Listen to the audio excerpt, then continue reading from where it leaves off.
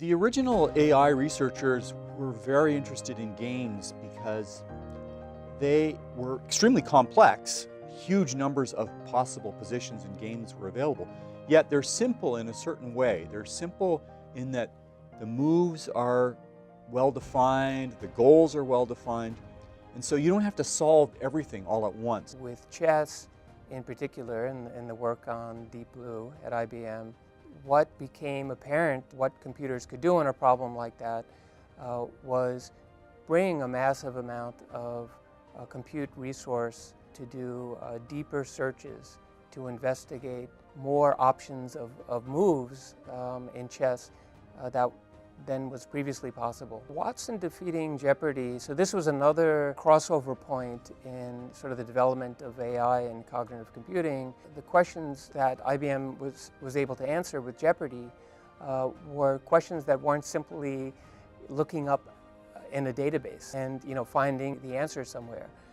Rather, it required information retrieval over lots of different information resources, and then the combining of these together using machine learning that could arrive at answers that went beyond what was simply written somewhere. Now our technology is so much better and so much more advanced that we're really ready to move on and to tackle much more challenging problems that have this kind of ill-defined or kind of messy nature. Every industry, from oil and gas to healthcare to media and entertainment to retail, are just being swamped by a tsunami of unstructured data. That can be multimedia, it can be images, it can be video, it can be text.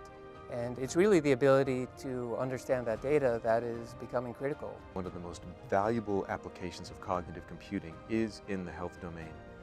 Medical providers, physicians, nurses, assistants face enormous challenges leveraging all of the available information that's out there. The medical literature increases by about 700,000 articles every year. And there's already millions of journal articles out there, and today's imaging technologies produce very rich amounts of information. In fact, a particular scan might have 5,000 images in it. You combine the image analysis with natural language understanding and text analysis, leveraging the medical literature, leveraging the patient's medical history. The physician has got a lot more information and knowledge at their disposal to help them make the best diagnosis possible. Clearly, there's this intersection of what the computer can do and what people are able to do that gives you something that's better than each of them individually. What is going to be truly interesting is to see what is the best way for them to have really symbiotic type of interaction, taking advantage of each other's strengths to collectively solve a problem.